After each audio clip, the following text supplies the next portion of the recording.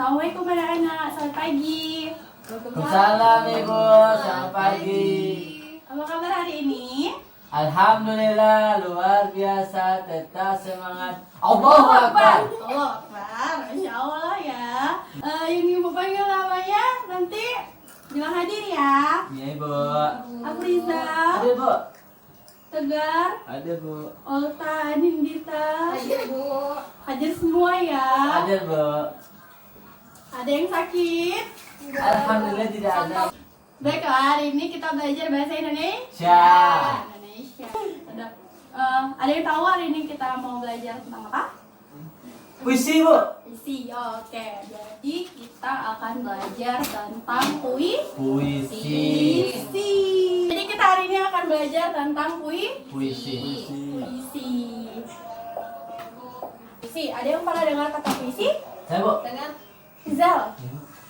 Puisi itu adalah Bu merupakan ungkapan perasaan seorang penyair dengan menggunakan bahasa yang mengandung irama, rima, dan ritma Bu. Ungkapan penyair. Ya Bu. Ungkapan perasaan penyair ya. Ya. Perasaan seorang penyair Bu.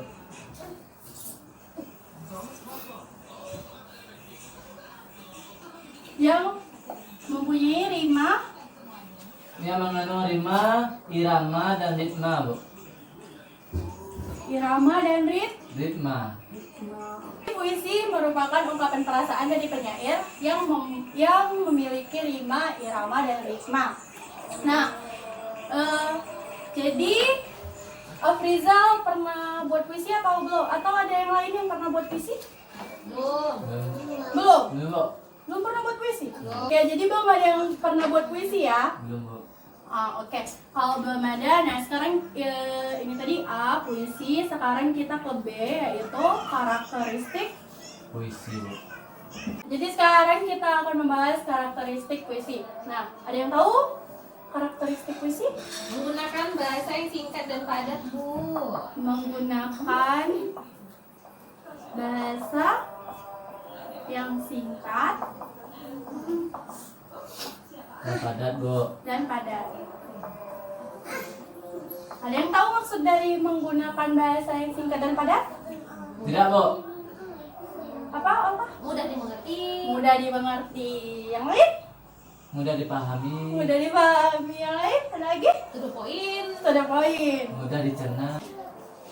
Ya udah. Yang pertama menggunakan bahasa yang singkat dan padat. Tadi kata Olta mudah dimengerti, kata Afriza mudah dipahami, dan to the point ya. Nah, jadi menggunakan bahasa yang singkat dan padat ini maksudnya adalah bahasa, iya benar ya, bahasa yang digunakan oleh penyair atau penulis puisi ini bahasanya tidak panjang, namun memiliki makna dan arti yang Yang jelas. yang jelas. Yang kedua, Bersifat konotatif bersifat konotatif dan imajinatif.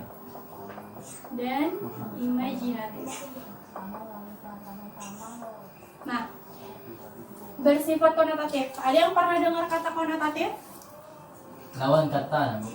Lawan kata? Bukan. Lawan kata itu antonim. Antoni. Konotatif. Perubahan kata. Perubahan kata bukan ya. Jadi konotatif itu bukan arti yang sesungguhnya. Iya Bu. Kiasan. Persamaan. Kiasan ya. Kiasan. Misalnya setiap puisi itu memiliki bahasa yang indah ataupun istilah-istilah yang indah dari penulis atau penyairnya. Bisa jadi dari kata matahari. Puisi itu bisa menggantinya menjadi surya ataupun mentari. Ya, itu sunmi. Oh ya, bahasa Inggris ya. Oke. Nah, bisa sunrise, sunset itu kan menggambarkan matahari ya, terbenam dan terbit. Ya Bu Oke. ya. Nah, selanjutnya itu ada imajinatif. Yang pernah dengar kata Imajinatif itu hayalan ya Bu ya. Khayalan. Ada yang lain? Imajinasi. Nah, Ya, pemikiran. jadi, ya, Imajinasi itu khayalan dari penulis. Oke, jadi imajinatif itu merupakan khayalan dari sang Penulis. penulis. Nah, yang ketiga, karakteristiknya apa lagi? Memanfaatkan perlambangan atau menggunakan Memanfaatkan majas. perlambangan. Memanfaatkan perlambangan atau majas. Nah, ada yang pernah dengar majas? Majas sasu. Pak. Oke, jadi majas itu merupakan gaya bahasa. Nah, ya Bu. Tadi mau bilang itu. Oh iya. Lupa, Bu. Oke, gak apa-apa. Jadi udah ngerti kan? Jadi nanti kalau ditanya lagi majas itu apa? Majas merupakan gaya Gaya kata. bahasa. Gaya Rizal. bahasa. Oke, yang keempat, Ambigu. ambigu. Oke, nah ambigu. Ada yang pernah dengar kata ambigu? Gak jelas. Nggak jelas. Iya. Selain nggak jelas, Tidak nampak. tidak nampak. Jadi artinya apa, Bu? Oke, ambigu itu artinya multi tafsir. Multi. Tafsir. Pintar aku Bu. Iya, multi tafsir. Paham apa Rizal maksudnya multi tafsir? Multi itu adalah multimedia. Tafsir itu adalah apa Bu? Oke, ambigu itu artinya multi tafsir. Maksudnya itu penafsirannya itu banyak sesuai dengan pembacanya. Jadi setiap karya sastra seperti puisi itu penafsirannya tergantung dari si Membaca. pembaca. Semakin luas wawasan si pembaca dan semakin banyak pengetahuannya, maka si pembaca akan menafsirkan sesuatu lebih luas lagi, lebih banyak lagi gitu. Oke, sekarang kita ke yang ketiga, yaitu unsur pembangun.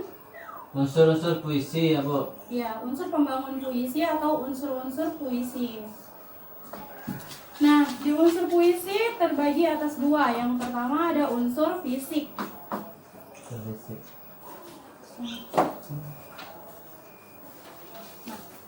Unsur fisik. Unsur fisik pada puisi ada Ada fisik Bu. Enam. Ada berapa? perwajahan puisi. ada 6. Yang pertama Struktur fisik. Perwajahan puisi. perwajahan atau tipografi. Yang kedua, Diksi. yang kedua ada diksi. Yang ketiga, Imajinasi. Oh, imaji. yang keempat ada Kata konkret. kata konkret. Selanjutnya Majas. Gaya bahasa. majas. Yang terakhir, Rima irama. oke. Nah, jadi unsur fisik. Unsur fisik di sini maksudnya adalah unsur-unsur yang dapat kita lihat dengan Mata Bu. mata atau panca indera dan dapat kita rasakan. Jadi yang pertama ada tipografi ya. Tipografi ini merupakan struktur dari susunan Puisi. strukturnya. Nah, misalnya susunan kata di dalam puisi itu ada yang berbentuk dimulai dari kiri semua. Jadi dapat disebut dengan rata Rata. kiri. Rata kiri. Kalau misalnya ada kanannya, Rata kanan. nah, terus kalau yang di tengah, Rata tengah. Rata kanan kiri. rata kiri kanan, rata kanan kiri. Nah, yang kedua ada diksi. Diksi ini merupakan Pilihan kata. pemilihan Kata. Nah, seperti yang saya jelasin sebelumnya, seorang penyair memilih kata-kata yang Indah. indah untuk dijadikan kata-kata di dalam puisinya. Nah, yang ketiga ada imajinasi atau imaji. Sudah tahu kan? Imaji itu merupakan hayalan si Penulis. penulis. Selanjutnya ada kata konkret. Ada yang tahu kata konkret itu apa? Apa ya? Nggak tahu, Bu. Nah, kata konkret itu merupakan kata yang kita temukan di dalam suatu karya sastra ataupun di dalam puisi yang langsung dapat kita artikan atau kita langsung mengerti penjelasannya. Kata konkret itu mudah dimengerti kata-katanya. Jadi bukan kata-kata yang ambigu ya. Selanjutnya ada majas. Majas merupakan Gaya bahasa. gaya bahasa. Yang keenam ada rima. Rima merupakan Ada yang tahu Persamaan Rima? bunyi. Persamaan bunyi ya. Jadi supaya puisi itu mudah didengar, penulis menuliskan puisinya dengan di ujung-ujungnya biasanya dengan bunyi yang sama. Bisa A semua atau I atau U atau O, E, terserah lah. Pokoknya mirip ya. Ya. Menurut Afrizal yang akhirannya A itu gimana? Mana dirimu padaku akan ulakan. Oh iya. Ya gitu ya Bu ya. Oke, yang kedua ada unsur Subahasa. batin. Unsur batin. Nah, jika ada unsur fisik, di dalam puisi juga ada unsur batin. Sama seperti manusia, unsur fisik manusia itu misalnya mata, hidung. Nah, jadi tipografi, diksi, imaji, dan kata konkret, gaya bahasa, dan rima itu dapat kita lihat dan kita rasakan dengan panca Indra. indera. Nah, yang kedua ada unsur batin. Unsur batin yang pertama ada Tema. tema. Ada yang tahu apa itu tema? Pokok. Pokok apa? Ide pokok dalam puisi. Oh, ide pokok. Oke, ide pokok dalam puisi atau gagasan Gagasan utama. Ide pokok atau gagasan utama. Yang kedua ada Rasa. rasa. Ada rasa. Ada rasa. Nah, jadi rasa di sini maksudnya adalah perasaan yang dituangkan oleh Penulis. penulis supaya tersalurkan kepada pembaca. Pembaca. Jadi puisi itu sama seperti cerpen, dia juga menyampaikan pesan dan amanat. Jadi apapun yang dituliskan oleh penulis dapat dirasakan oleh pembaca. Selanjutnya yang ketiga, Nada. nada. Nah, nada di sini adalah nada yang ditetapkan oleh penulis ataupun oleh seseorang yang memahami puisi itu dengan baik untuk dibacakan puisinya seperti apa nadanya. Jadi supaya bisa menjiwai puisi tersebut ketika mendeklamasikannya atau membacakannya. Kan ada membaca puisi gitu kan. Ya. Pasti yang dilihat di situ adalah penjiwaan dari si pembaca terhadap puisi tersebut. Yang keempat, tujuan. Tujuan ini kita kenal dengan amanat. Nah, di dalam puisi ada amanat yang pastinya disampaikan karena setiap karya sastra yang ditulis pasti memiliki pesan dari penulis kepada pembaca. Oke. Nah, kita sudah mempelajari puisi, karakteristik puisi sampai dengan unsur pembangun pada puisi. Dari ketiga pokok pembahasan kita ini, apakah ada yang mau ditanyakan atau ada yang belum jelas? Sudah Bu. Sudah jelas. Jadi Afrizal udah ngerti ya konotatif, Tegar udah ngerti ya imajinatif, majaz, udah ngerti ya, Udah, ya, udah paham ya semuanya ya. Oke, jika kalian tidak mau bertanya, ibu Tanya, yang Bu. apa? Mau tanya, Bu. Oh, tuh mau bertanya apa? Di kata konkret tadi ada contohnya itu seperti salju. Salju. Jelaskan tentang pembekuan jiwa. Contoh lainnya seperti apa contohnya? Salju, api. Api kenapa? Kalau kita membaca api, apa yang kita bayangkan? Api itu panas, membara, warnanya merah, bisa membakar. Ya salju itu seperti itu kan? Salju. Apa tadi penjelasannya salju di buku? Salju artinya menjelaskan pembekuan jiwa. Kebekuan jiwa. Terus kalau api Membakar bisa jiwa. kemarahan. Membara, Oh, gitu ya. bara kan? Bara api. Oke. Ada lain pertanyaannya? Enggak Bu. Oke. Jadi ada yang mau ditanyain lagi? Enggak. Nggak ada. Ya Nggak ada. ada Pak. Enggak. Ya udah, kalau kalian nggak mau bertanya sama ibu, sekarang ibu yang mau nanya ke kalian. Jadi ibu mau kalian membuat satu puisi. Temanya bebas. Bebas ya. Ya, terserah kalian mau tema apa boleh. Ibu mau satu bait terdiri. Jadi tugasnya buatlah puisi sebanyak 2 bait yang berisikan dari 4 baris dengan satu barisnya 4 sampai 8 kata ya. Oke.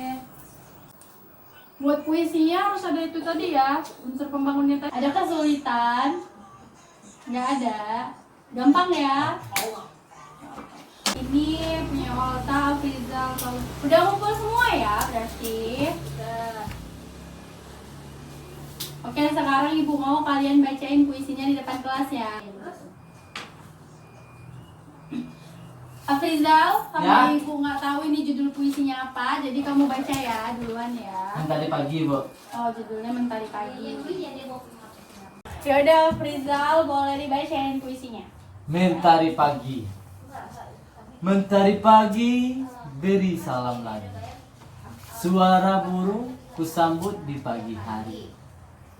Sinar pagi begitu indah, ditemani oleh kekasih hati, ditemani secangkir kopi. Begitu indah pagi ini. Oh pagiku, pagi hari ini. Selalu seperti ini menemaniku Sudah? sepanjang hari. Ya, yang benar tepuk tangan ke Afrizal. Bagus ya. Jadi apa tadi judulnya Afrizal? Mentari pagi. Mentari hati. Oke, lanjut. Kalau pagi menjelang, mentari terbit menjulang. Sinarnya menyinari dunia yang sangat fana ini. Sinarnya membuatku terbakar, terbakar hingga selesai. Jika kau rasa dan sentuh, mantap.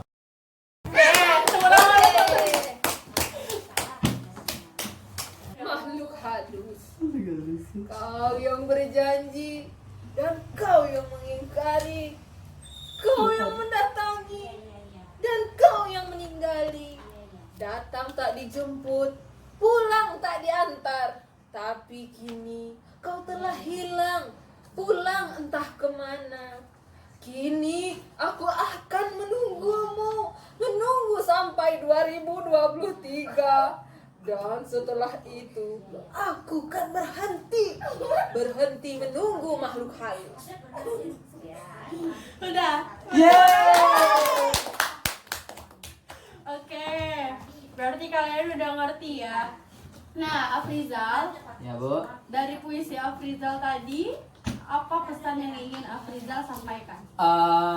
Pesan yang dalam puisi Mentari Pagi ini adalah, Bu, kenikmatan, Bu. Kenikmatan. Ya, kenikmatan yang sangat begitu luar biasa, limpahan di pagi hari, Bu. Rahmat Allah dalam kita menikmati pagi. Oke, kalau Tegar apa? Pesan yang ingin Tegar sampaikan dari puisi yang tadi Tegar buat.